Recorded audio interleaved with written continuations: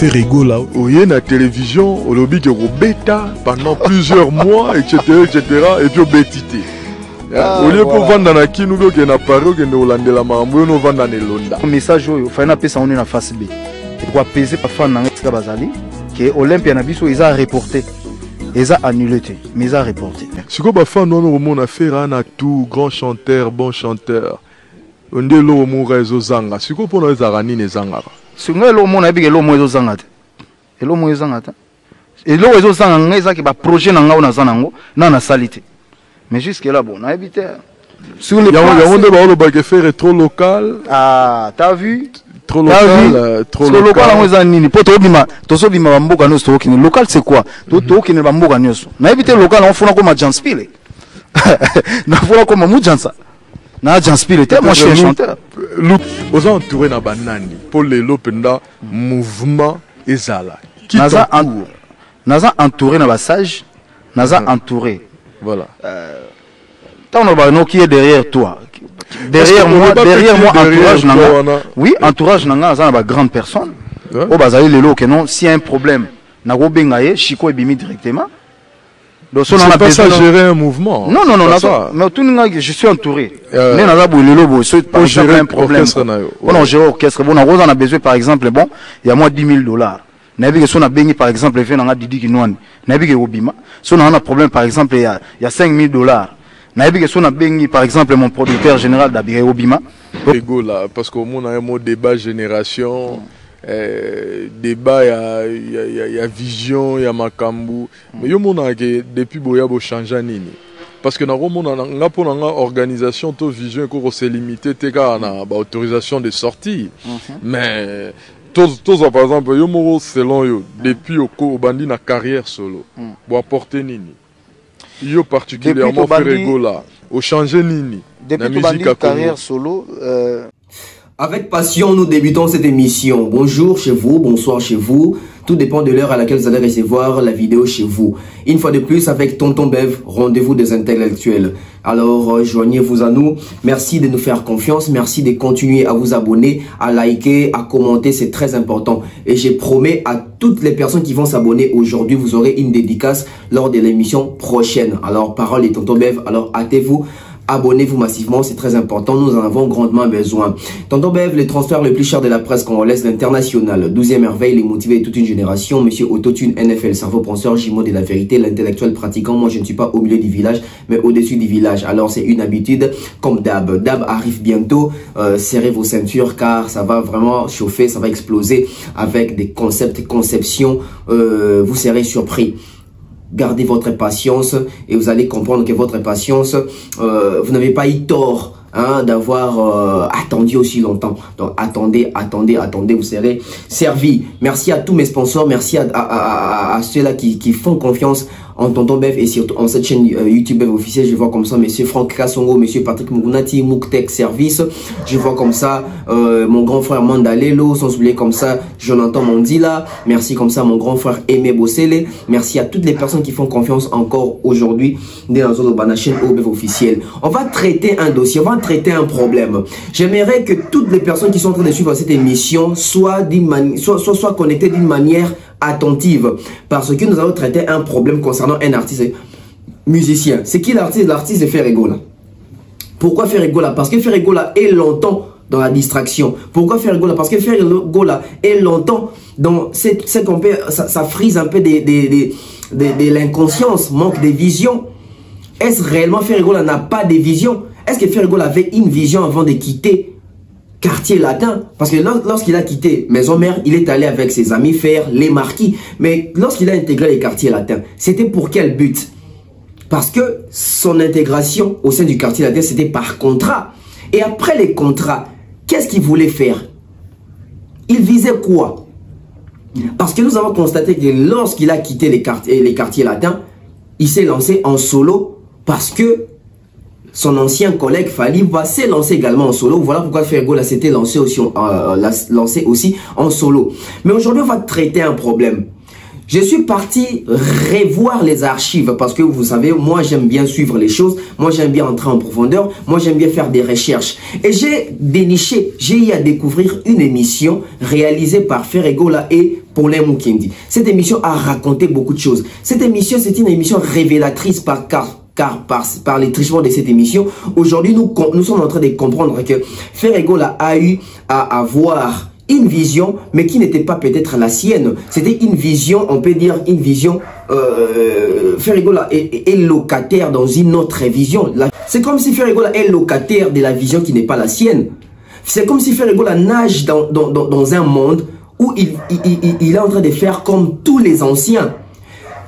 On les dit souvent ici.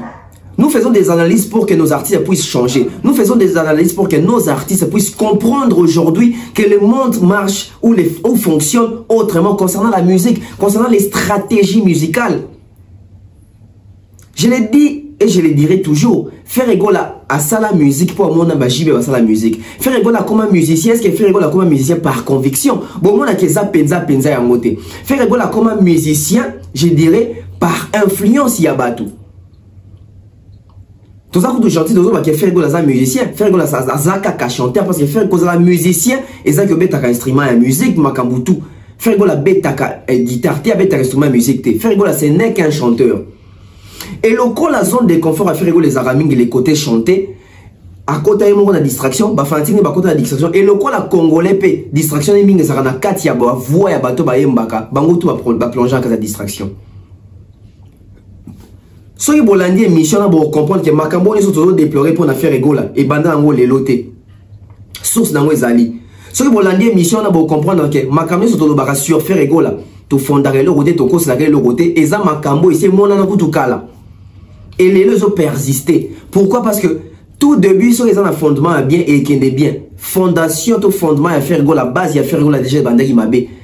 Je vais vous laisser sur cette émission là. En tout cas, si vous suivez cette émission, Ferregola, il a beaucoup à apprendre, mais Ferregola doit refaire les choses. Ferregola doit se remettre à jour. Parce que au moins il est là, artiste est belé. Comme qui m'a presse, pourquoi? Parce que les questions. Au monde, la majorité de bateaux interview, ce sont les chroniqueurs, les journalistes qui ne sont pas assez informés, qui sont tendancieux, qui n'ont pas assez des questions assez pertinentes pour ressortir dans le artiste ma vraie réponse, ma vraie valeur. Ferregola contre Paulin Mukendi, c'était une émission bombe. Cette émission-là, tant qu'on a rétalé sous les lots, on a comprendre que genre émission vous faire ça parce que ça parle musique. On doit se poser une question. Est-ce que nos artistes, sans exception aucune, est-ce que nos artistes les lots na Congo, même les États-Unis, même en France, même je ne sais où, dans pays anglophone ou francophone, sur un plateau de télé, analyse débat direct concernant la musique avec un artiste étranger? Est-ce que l'artiste est dans un niveau? Dans limite mingi dans un niveau. Pour dans un niveau ils ça biso presque photo préparer mais tu prépares pour en les recevant, en les invitant, en les posant les questions et bango peut voir la peine dans sa souplicité d'accord, il y a quoi accepter l'invitation à biso. Nos artistes seront préparés dans le plateau à Libanda, ceux qui déjà affrontent un plateau avec des meilleurs journalistes, avec des bonnes conditions, avec des bonnes questions. J'ai regardé cette émission, c'était en 2011, son abos c'était 2011 ou 10 boé. Je me suis dit, Ferregola 2011 ou 2010, on doit réfléchir des aboé. À ce sa réponse y a boé. Ils ont kamou sangate. Et kamou sangate comme on a fait les autres années les autres les aboutou mais on doit avoir un changement etc. Je vais vous énumérer moi ma kamou dans 4 émissions là. Pour les gens qui posent la question à Ferregola concernant l'entourage. Ferregola qui nous parle, oui, il y a un entourage, il y a un album qui est derrière toi, il y a un peu qui est derrière moi, il y a des gens. Pour l'entournier, est-ce que vous pouvez définir un entourage? Vous savez, la réponse de Ferregola, moi quand j'ai écouté ça, je me suis dit, c'est une blague. Ferregola qui dit, qu'est-ce que l'entourage, c'est bien ça que tant que rose à l'abonné, au moins $10 000, na bengi vient dans Didi qui noie. Est-ce que ça c'est l'entourage? Na rose a un problème, moi, vous avez $5 000, na 5 manager, na général d'Abira. Est-ce que ça c'est un entourage? Est-ce que l'entourage est là seulement pour apporter l'argent? Est-ce que nos artistes ont compris aujourd'hui c'est quoi l'entourage? C'est quoi les valeurs de l'entourage? Et surtout, l'entourage professionnel côté artistique. Une question très pertinente à Paulin Mukendi. Oui, Missy Ferrego là, à nu comme ça, il ne maîtrise pas ce qu'il fait. Paulin Mukendi qui pose la question à Ferrego là, quelle est ta vision où il y a la musique, à part nous il peut visionner les animes. Vous allez découvrir ça là-bas. On pose d'autres questions, l'artiste répond à autre chose. Les réponses de l'artiste ressemblent à autre chose. Bien sûr, l'émission est que yémo muta sala qui on te bino beaucoup ça qui maka bolinga kete yémoko beaucoup réflexion artiste, beaucoup développement et idée artiste, beaucoup pensée et vision artiste. La vision sur sa musique, aucune vision donnée comme ça. L'apport, il est incapable de prouver qu'est-ce qu'il lui fait et a apporté dans la musique. On va poser sous une question par rapport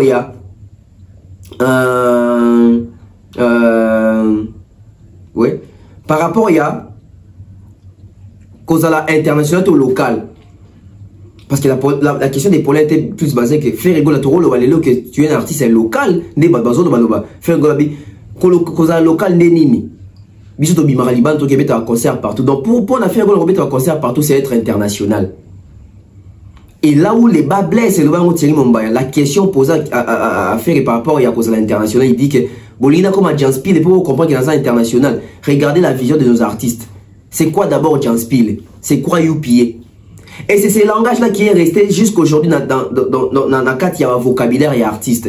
Et il est enfermé dans ça. Il est renfermé dans ça. Et ils ont été les deux. Quand il dit Bolina comme à Janspil, c'était 10 ans passés. Il n'avait pas de vision que musique et comme ça, il faut changer. Lélo Ferrego nous fait dire, Beko, c'est quelle musique? C'est pas la rumba qu'il prenait il y a 15 ans ou 10 ans passés. Hein? Cette émission, j'ai adoré cette émission. J'ai adoré cette émission. Bah, tu as une question sur le plan managériel, sur le plan organisationnel. Comment est-ce que tu t'organises? Comment est-ce que l'équipe est constituée? Ferrego nous parle d'autres choses. Des questions cruciales, des questions importantes. L'artiste est incapable, d'où je me pose la question, est-ce que l'artiste a réellement été préparé? Et cette émission-là, faire à ça pour pouvoir répondre par rapport à annulation concernant Olympia, où il fallait bêta. Ici, quand il y a des choses faire gola qui dit, naïe, on a une émission pour naïe sabatou qui concerne Olympia, et ça a annulé, mais ça a reporté.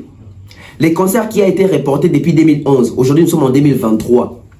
Ceux qui disent, ceux qui 13 ans plus tard, concert où ils ont reporté, ils ont reporté, si les report ils ont. Et pour là, tout n'y est question. Le coup les alliés annulés, c'est qu'ils ont échec. Plan B ne est qui ni question, c'est s'imiter au palier à la situation. Beaucoup plan B à faire qui dit plan B dans les alliés qui est un avocat. C'est quoi ça? Ça vient faire quoi là? Et souvent, le cours là, Kinois, Congolais, message côté la émission, il y a moi, c'est un terme en réflexion. Souvent, dans l'émission, quand les artistes vont répondre bien, alors que l'artiste est en train de foutre du n'importe quoi en termes de question de réponse. En termes de question-réponse. Et pour les gens qui ont tout nié question, moko. Faire ego là, si koyo, n'est conseil raté dans Olympia, tout ça, ils échec tout ça. Laissons nini au tiré pour Mbalasima, Makamaboy s'est produit. Il ne donne pas la réponse, il parle d'autre chose. Voilà pourquoi on a que faire apparemment même la question à comprendre la question a été. Je dirais quand on répondre à la question ça qu'on comprendre la question. Je ne vais pas monopoliser la parole. On suit ensemble avec vous cette émission qui date de, je crois, 13 ans passés ou 12 ans passés. Regardez la réflexion de l'artiste et regardez aujourd'hui comment est-ce que l'artiste réfléchit et aborde ses émissions. On va comparer s'il y a vraiment différence, s'il y a changement ou l'artiste demeure sans vision. On suit. Alors, Ferré, bonjour. Bonjour, Paulin. Bonne année 2011. Pareillement. Voilà. Na sepeli parce que Tokutani na lieu moko assez particulier. Hein? Voilà, na résidence Elonda. Résidence Elonda. On a terrain neutre. Voilà. Au même terrain neutre. Terrain neutre. Ah, pourquoi? Voilà, et là non seulement maï, mais tu en as verdure, hein, voilà. Sur Otali, Ngomba, nous avons verdure, paysage, forêt, Pekara, donc il y a tout ici. Parce que pour Mathilde, Ngombo, Moni Fleuve, Congo, hein, oui, Kaboli, Kinshasa na Brazza. Ferré, to Bandimboula Sika, 2011. Est-ce que, comme ça, vous avez un message à délivrer na ba fanatique na yo na bato nyoso balinga Ferré gola? Oui, ben message nanga d'abord et ça ba meilleur vœu na ba fan nanga nyoso balinganga. Je pense que na ndenge nzamba bateli biso ba fête l'équipe bien. Oui. Tout d'abord ba meilleur vœu na ba tutu balinga Ferré gola. Je pense qu'une année où ils ont beaucoup d'années à prospérité, ils ont l'année à bonheur, ils ont l'année à bénédiction, ils ont l'année à succès, ils ont l'année à mbongo. Donc bateau tout va nous faire rigolo donc na pesi ba meilleur vœu quoi. OK. Nde tolobaki te okutana na fait rigolo awa la résidence Elonda. Ferré concert et salemité na Olympia et bétamité. Et l'Oronine Salemi, qu'est-ce qui s'est passé et comment est-ce que tu aurais retrouvé Awa alors que normalement il fallait aller à Paris ou bien à Kinshasa pour apporter ma précision. Nous sommes ma réponse à ma question Nabiso, merci beaucoup. Ma réponse à ma question Nabiso Torozwango Awa na résidence Elonda. Alors avant tout Bamambo Olympia Ferré Nalingi na banano eloni no sala chaque fois sur la mugina tongo. Oh, sur la mugina tongo. Voilà. Déjà je déjeune pas. Voilà. Nous avons l'habitude à déjeuner. Pour la mukaba tongo na la mukaba moi 11h ba blo mo ndingona. Et là le bosso so na kiti na tuna na so bana ba classe parce que des fois d'habitude to kuta na bien na tongo te. Na tuna na bana ba classe ba ozonga ni blo mo ndingona après bon. Distraction on a moins play bani tout ça. Distraction on a venu on a. C'est quoi vos bima? Avant la bima. Nous en anda c'est quoi vos bima? Avant la bima, je pense moi c'est moi si les côtés. Voilà. Moi si le côté d'Imi. Après na bimi nanga mais souvent vraiment nanga obima mingi ba après-midi. Na nanga mingi ozanda ba R1 obiga moi bima trop na kin ba plomo. Tout à fait. Nabi ke bana ozana bango à peu près une dizaine hein. Bah 10 non? Ah, vraiment c'est personnel pour mes enfants je dis pas. Pour mes enfants je dis pas. Évaluer nombre wana mais yo en ambition peut nous en avoir. Non ouais évaluer nombre wana te parce que nga na piété. Donc la petit nombre ya bana nga te quoi. Mais aussi bon plaisir ba peke ba combien? Non mais ba de bazana ba ebani. De bazana ba ebani que non ben voilà papa, il y a notre frère, il y a notre sœur. Mais mais pourquoi papa a du mal à parler de nous à la télé? Non je parle d'eux.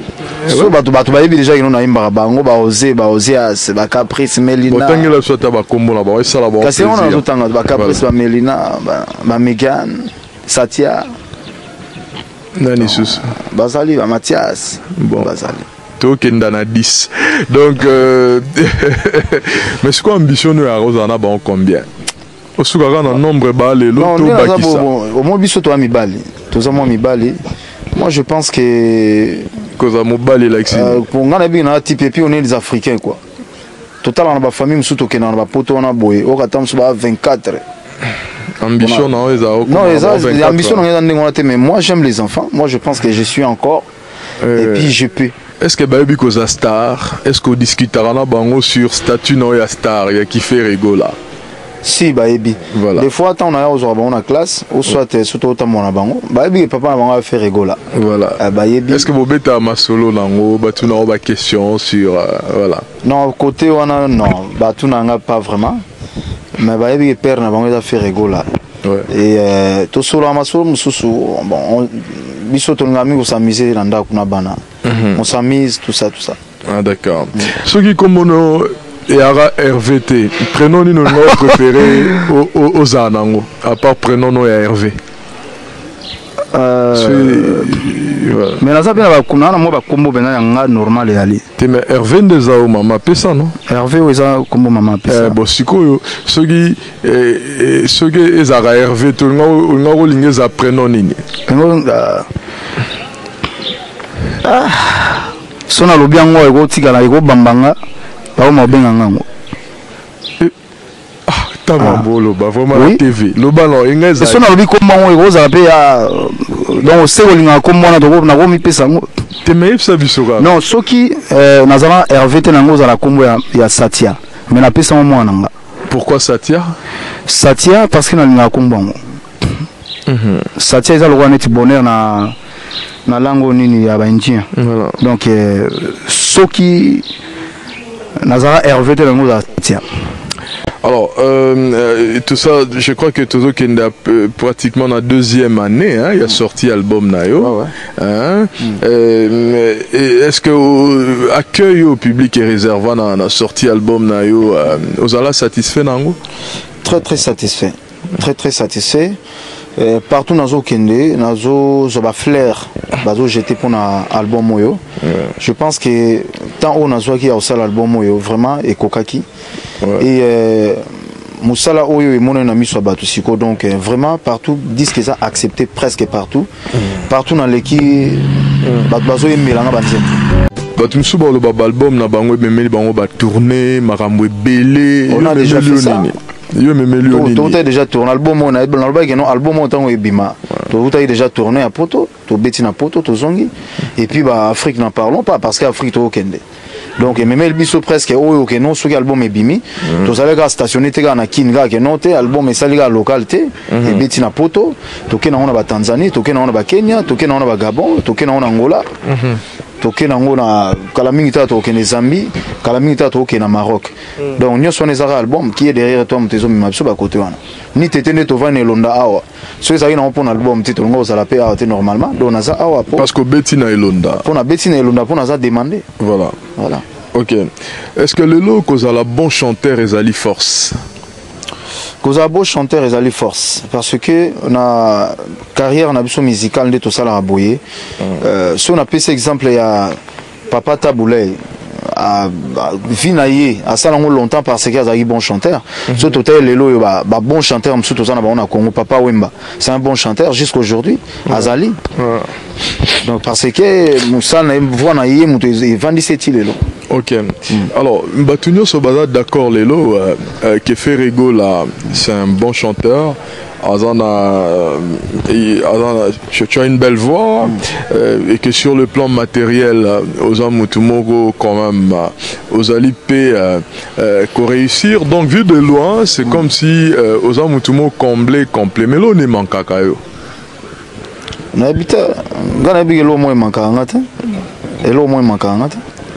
Non, mais biso tout tant que le mago makinga que non des ambitions sur un projet d'avenir quoi. Bon, dans un projet d'avenir et ça que non on a ligné ça la bonne ça la telle chose il y a un te manquera parce qu'on dit l'homme propose Dieu dispose. Moi je sais que c'est ça mais pour l'instant je pense que c'est voilà on a comblé dans la ligne siko quoi. Mais siko bateau bazo mona que sur le plan marketing, sur le plan organisationnel, sur le plan commercial, Ferré, Azali nulle part au répondre Bangonini. Moi je pense que na côté nanga, na une organisation parce que sur les organisations, je pense que jusqu'aujourd'hui, tout le qui comme à niveau tout comme côté. Alors qu'on avance, nous les Congolais, total les bossotés, tout raisonner à boy. Au moins le mot pas au raisonner à la mode, au moins on dirait moins fin. Bon, pour nous on a dit que non bon, il y a l'eau monté sous manqué. Na les gars na TV, bon, je suis pas du genre que non na les gars na TV. Bon voilà, on a dit quoi ça, on a le coup tâté. Donc c'est bien on a dit que donc on a fan na ngai donc sur na les gars na TV, na le en vérité. Mais voilà, et ça boyé. Donc je pense que notre troisième album nanga, donc on a un projet on a ça là.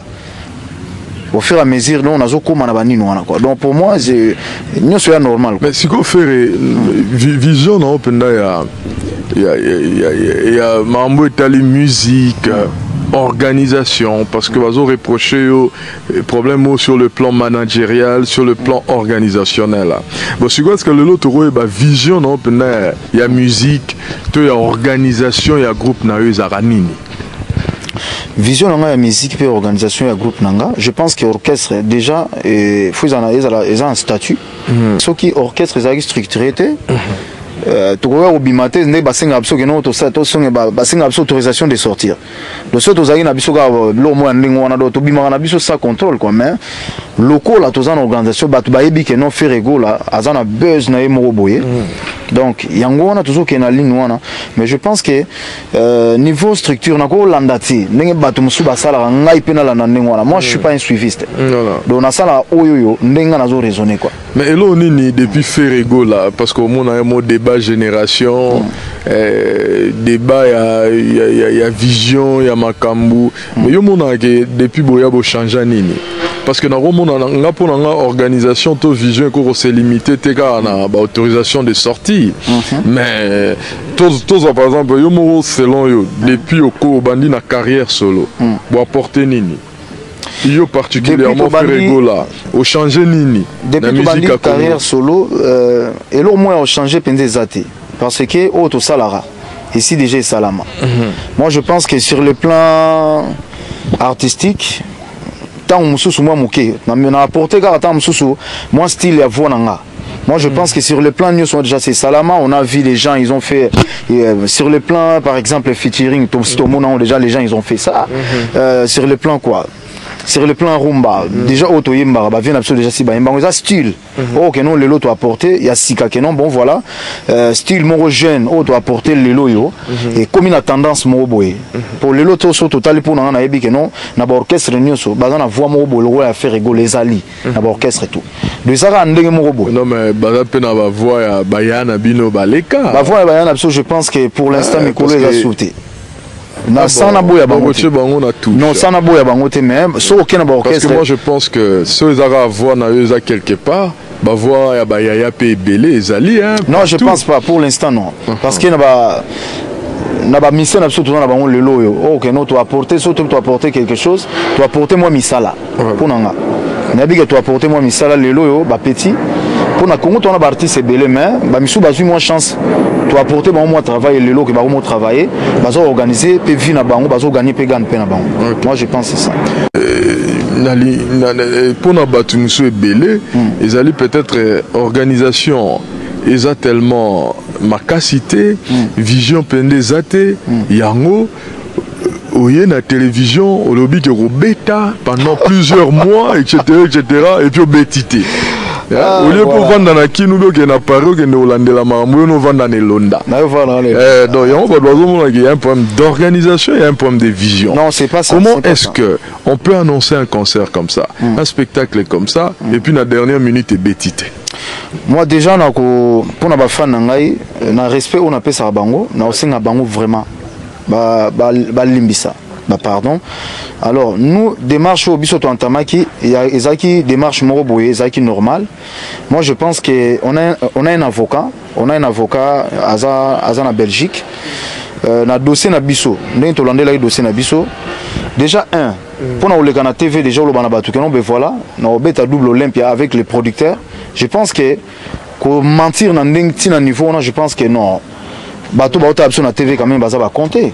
Alors pour la fiche par exemple pour la fiche bima le loyo que non obim sa fiche que nous chez Olympia faut en autorisation Olympia parce que Olympia reporté au plainte que non ndeni no teni naye matière à ba fiche na musique congolaise to ebi ba ebi mais talipé boy donc tu affiche ça un problème là on a solo bâti bon ce n'est pas que non on a se justifié jusqu'à quand on a habité donc fondation un contrat tout ça pour nous les alaï que non justification na biso que non to banda qui démarche administrative pour ba benga visa to banda qui yango un peu avant pour ça la dépense parce que la dépense au total je pense que le producteur en Otonga Olympia à ça la table 5 tours il y a aux vols et yawa pour na colandela mo ba démarche wana alors raison où Olympia Betamité et Zalim Moko je pense que tout le monde le sait tout le monde le sait parce que jusqu'à le 28 Tozagina Isasa on attendait mais on a eu un petit contretemps le lot tout le monde situation salameli ce n'est pas de ma faute parce que nous tous en assurance côté visa tout qui est parce qu'ils ont prévu tout le monde déjà bien avant vers le 15 tout le monde le 15 quoi voilà si go bat baroloba mundela boya na visa na ndenge bakomi kosala, même si eza situation moi faut to déplorer, to dénoncer et que ba autorité na biso il faut balandela que bon bako boya la rapé batu ndenge wana te, même si réalité on ezali, mais quand même ko elobana batu lelo ke ba boya biso visa batu ba okamwa na bango ngote. Et là, bazokamwa ezali que neni fera ebi ke ba risque ezali belé que ba pesa to ba pesa te, mais à ta disposition mon côté pour que ceux qui baboyi par exemple na visa concert quand même betama, parce que na habité ceux qui oise quoi nenga betaki quand même malgré baboyi la qui ba musicien et visa ceux qui inspiré que so elobela ki onini.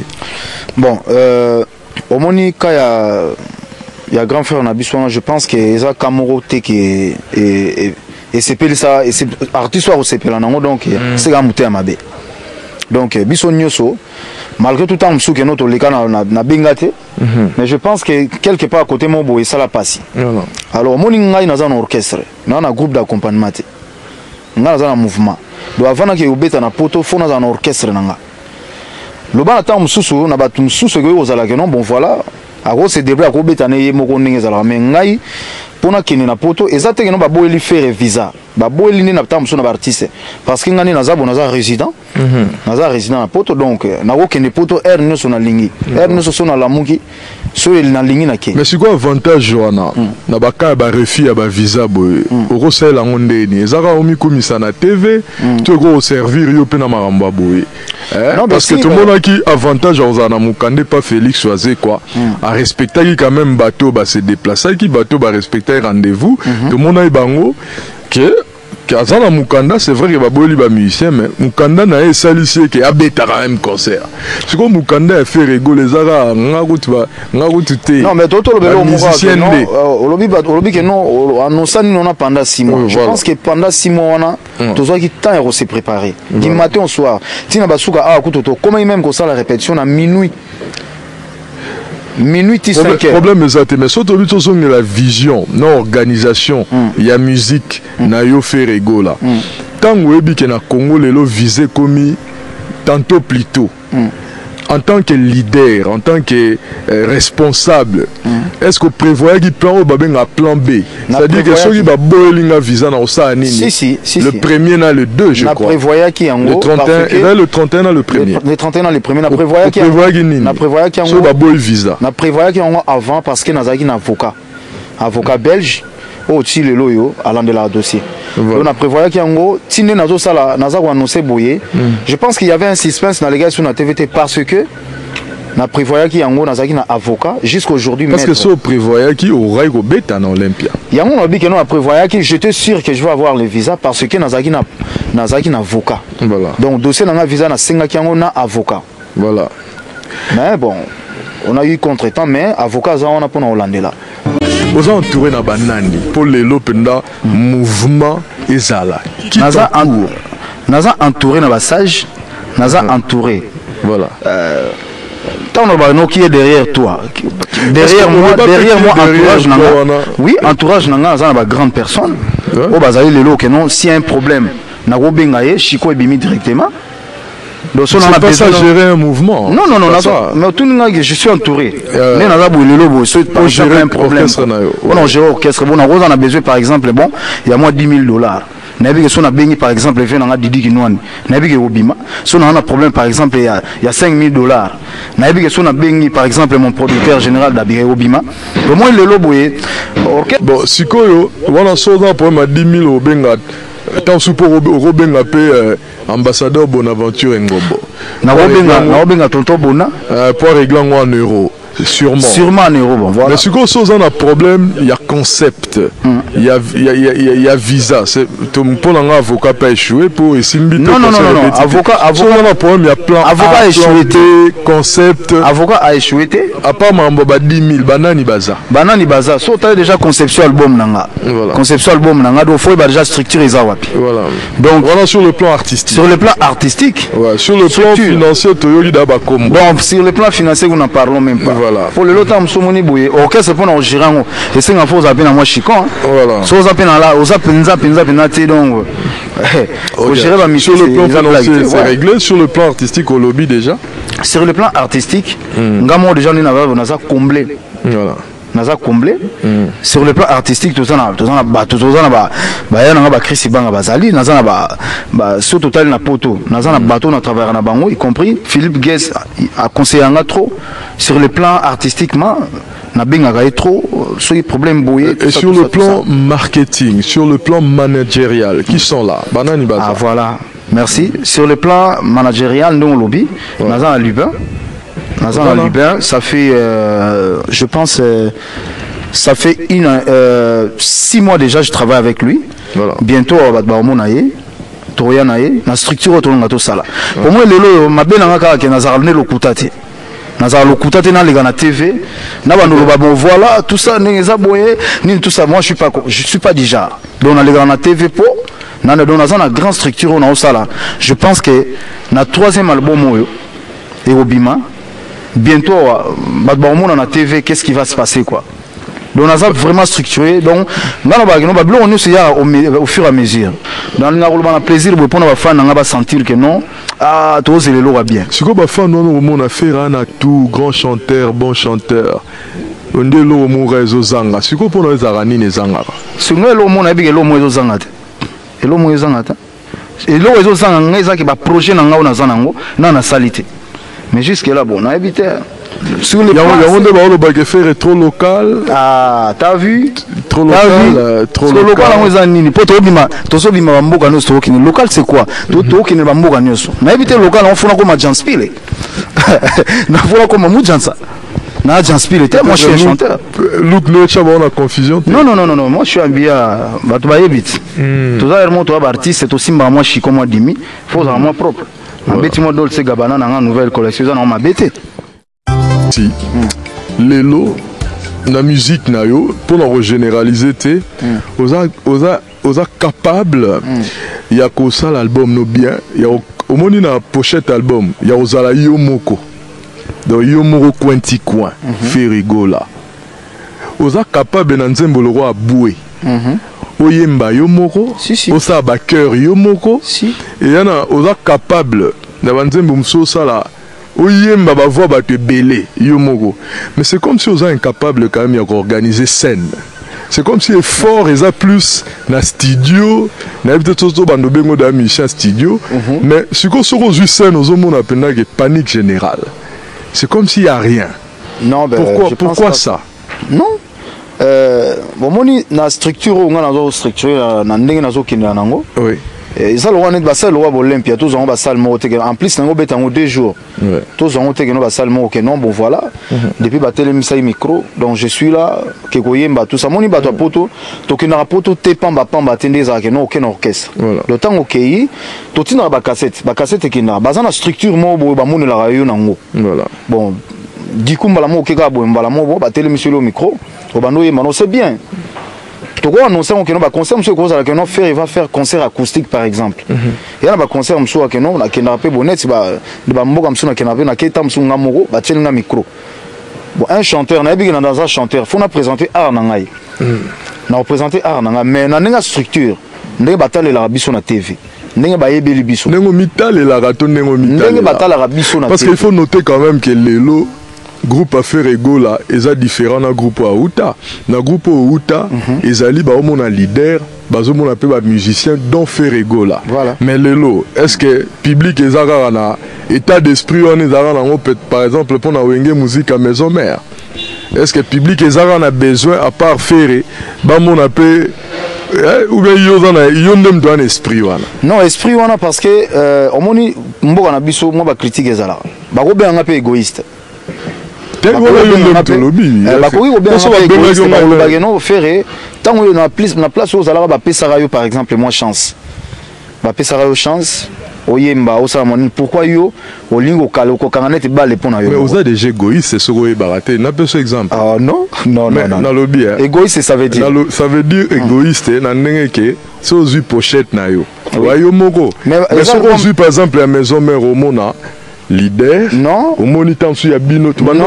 La maison mais surtout bandit bien na intervention rapide de longue affaire ezata. Tellement so zui au talip na au talian mobimba. Et longue affaire ezala été. Au talian mobimba. Peut-être à la une. Et longue affaire ezala été ezaki Didier Masela. Voilà. Weranson, Adolphe Dominguez. Mais so fait la Zalakati. So côté na kati. Non. Au monde a ba photo na bino mike. Non non ezala été.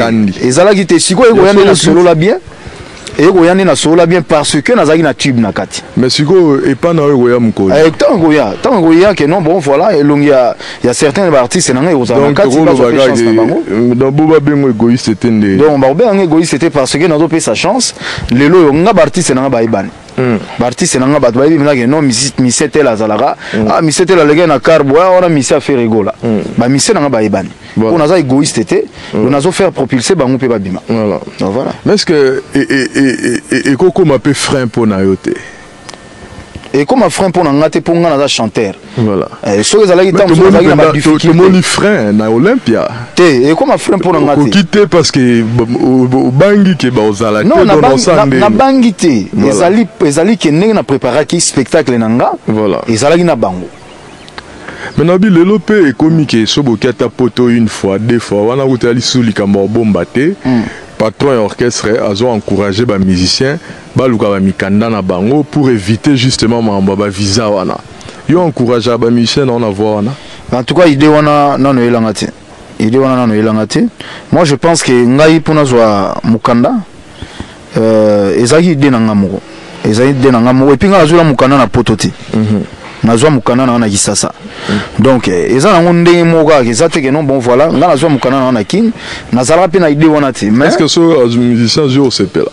Ce musicien na ngazwa mukanda oui na sepela. Eza ma bête. Bon betisa et Moussamali apolani. Non musicien nani Moussa alongwaka déjà avant même qui est derrière te bima. Bon avant daka boye, tozara na studio je pense. Atikala na poto. Non. To vanda boye kaka, lobi na una tongo. Ba masani ba epsinga ke ono aza na Belgique. Depuis wana pe au CPLAT.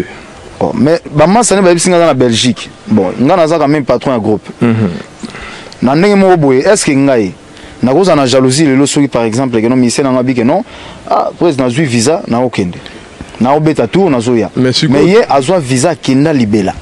Mais azonga quand même dans mouvement tant que si c'est en tout cas na tikalo mona été azongi azumukanda azongi mouvement en tout cas franchement a manifesté quand même désir tant que commis en ordre azonga aya ko continuer musana pourquoi c'est pélaté franchement so na mona gaye ngo sala ko tout bien que non est-ce que linga ko mona soki na mona ki oboya ko mona soki na mona ki o mona orchestre no c'est na structure nango. Donc structure est ça là qui est rejetée. Non, structure est ça qui est rejetée. Donc yé moka yebi avant na venaye, a yebi démarche nous akoka ko sala pour to kutana. Alors mais sikoyo soko tali bien. Est-ce que bah bien au to betali solo la vision na organisation. Soko tali bien. Net par exemple je crois avec animateur non avec animateur les lois à Mukanda je pense que ils ont payé avantage pour un mouvement à l'ingazonga pour rejeter etc. Est-ce que le fait que les lots bah problème il y a Mikanda il y a visa ils ont se posé banini yomogona en tant que leader par rapport il y a échec wana to robengango échec parce que aux leaders aux présidents aux engagements na public au tenir en côté malgré ma disposition to robengango échec laissons nous tirer. Qu'est-ce qui va changer désormais? Parce que comme la rabatu visa et aux alara kaka et aussi la tête peut-être et bandapé voilà et bandapé aux alara kaka. Moi je pense qu'il y a beaucoup d'asarab international. Je pense qu'il y a non moi je peux pas dire que non bon voilà le roi est commis boye n'a abandonné l'artiste nanga non n'a pas abandonné bangote voilà pour baza pe magana pe na bango baza na ba famille na bango certains artistes ngai baza fidèles na ozana bango non on va essayer on a un avocat on a un avocat nous za raboto entamer dossier na si bana kin bazomona ce n'est pas ma volonté à moi que non bon voilà ça li que non na kindete que non parce que non et ça li que non contre étant mo boye et salami et lelo na ko lobate que non bon voilà na ko ma ko lobaso ndeni moi je pense que toza batu toza ba responsable on essaye de voir donc pour ngai projet na ngai à double Olympia profiter. Donc si Dieu le veut en il faut bêta toujours parce que les projets bon déjà c'est foutami na salle Olympia a remboursé bon côté a remboursé producteur bon côté. Donc on est obligé de changer la date pour na bateau balembi ba raison ba visa balembi ba justification zo pesa ba avocat ya banini mais au bazomona ke ferego là akoki pe à travers les circonstances pour créer concept moro boye ba mone petam souye moro na chant ba mone petam sous na spectacle moro original tout à fait particulier par rapport ya ODG c'est Salema yo répondre ba on y base la avocat non répondre bango ezara te que no double Olympia ni te ba ça les appels belé au bêta. Moi je pense que menalo bara toujours que non je suis pas vraiment habitué à ça là ba playback il y a aucune bani non individualité je suis pas vraiment habitué de ça mais par rapport ya ba makamususu tozo que on est dans zaboué kalami to na poto parce que na ba contact on azo que ko sola je pense que nazo que non pour na to mega ça la changement ya date comme ça le changement de date nabiso et je suis sûr et certain que nous tokende Olympia tokende ko beta on karana ba artiste na ngayo bazui visate tokende na bango je suis sûr et certain Olympia et bétamité tu restes sur la ligne droite de ce que tu as déjà préparé. Est-ce que bateau bazota là aussi Baselio peut-être à Paris pour na 2 spectacles est-ce que na ba démarche aux salles avancé déjà est-ce que vous en avez moins idée à période au Salema ou cette fois-ci en tout cas il faut non peut-être aux visa avant bolo bagoro beta voilà aux on une place nangai na réserva qui salle pour passer la moitié mais normalement pour ça na biso ezalaki que non tous en a visa na maboko parce que na minute on est aux aboyés na auto bandela que non Olympia jamais a quoi rembourser mbongo déjà c'est encaissé donc on est obligé de changer de date donc on est dans zabuna on a que pototé parce que nous arrive vraiment tellement stressé na makambwana on a le balelo que non ba fan nanga so bazola nanga vraiment ba 1000 pardons parce que c'est pas à ma volonté ba 1000 pardons encore plusieurs fois pour d'être ok Olympia ce n'est pas notre volonté et ça contre-temps la kaka je pense que dans ça là tout oh le lot dans ba pré-contact dans solo là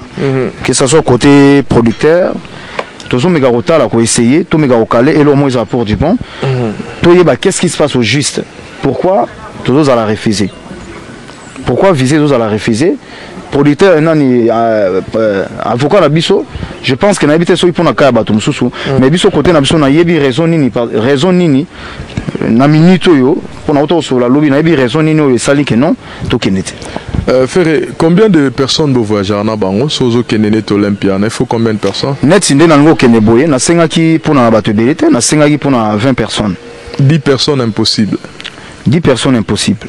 Le roi bango ba chiffre les ont impressionné bango. Est-ce que qu'on s'adapte tu imaginer le moins à 10 personnes, je sais pas parce que pour on a peu de solution hein. Non, moi je pense que faudra 20 idée nangai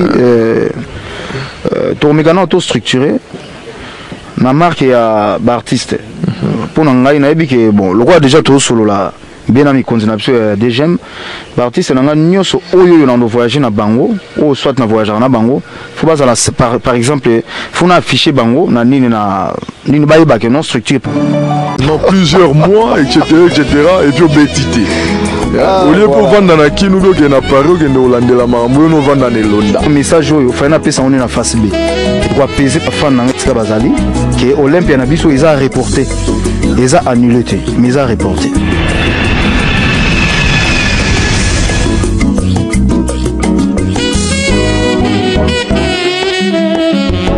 Troisième album, c'est pour 2012.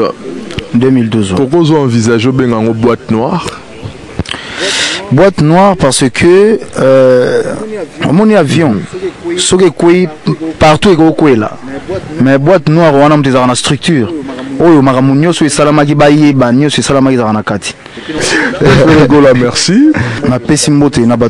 Émission boye, toti kolanda biso sur nabinoa. Ezotalisa biso lolenge nini artiste biso musicien bazali pe basala musique. Ezana bato basala musique po balinga ba copier kaka bato. Ezana bato basala musique po mona ba mususu basala musique. Ezana bato basala musique po ya se retrouver face en ka musique. mais ça peut na bateau ça la musique, mais ça peut na vision musique où il y a une sala. Et les lots totali 20 ans passés à chaque artiste, totali 20 ans plus tard na yo mona ke vision bandar nango ndé les lots maintenir yango ndé zo botile makambo zo botila yo. Ferregola n'a jamais eu de vision pour sa musique. Parce que vision Ferregola par rapport à ma commande, ça y a rumba, tout le monde a Ferregola, tika rumba qui no beta beko beko. Alors que c'est le même Ferregola là que camarade nae aza UPA Akimi feature, Akimi barumba zo futa mbongo pona ba featuring, yem kolonsa a featuring, c'est que inspiration est ici. Bon là comment est-ce que l'artiste réfléchissait? On comprend aujourd'hui que l'artiste n'a jamais eu de vision. Et quand on parle de l'entourage, même entourage il faut voir ça là, entourage les encartés pour base en artiste, mais entourage base en pour anini pour compléter na oezange partie. C'est ça même l'entourage. Moi j'ai pensé que tu vas faire gola comme entourage, j'allais dire que oui, l'entourage nangai, dans un conseiller, dans un avocat, dans un sage, dans un bateau vas aller charger la communication, dans un bateau vas aller charger la communication visuelle, dans un bateau vas aller charger côté management, dans un bateau vas aller charger côté marketing, dans un bateau vas aller charger côté seulement veille sur mon image, dans un bateau il faut aller charger côté vestimentaire nanga. C'est ça l'entourage. Dans un moto vas aller fort côté informatique, il y a des réseau nanga. C'est ça l'entourage. Mais Ferregola, on lui pose la question sur l'entourage. Il nous sort des idées qui n'ont avec les 10 000 $, les 5 000 $ venant de son manager, de son ex-manager, mais général Dabira. L'artiste ne savait pas de quoi français comme un Kim. Il ne savait même pas sur quoi il s'est plongé. Cette émission, j'espère qu'elle est une émission révélatrice. Oh, et au sein de la Cuba, tu vas comprendre d'où viennent nos artistes. Les artistes, vous devez avoir des visions pour vos carrières. Au cas contraire, vous n'allez pas réussir. Vous allez commencer à tâtonner et à nager dans les visions des autres. Vous ne serez pas stable. En termes de vision. En termes de vision. Apprenez, apprenez. Et nous aussi, apprenons. Merci à toutes les personnes. Au revoir.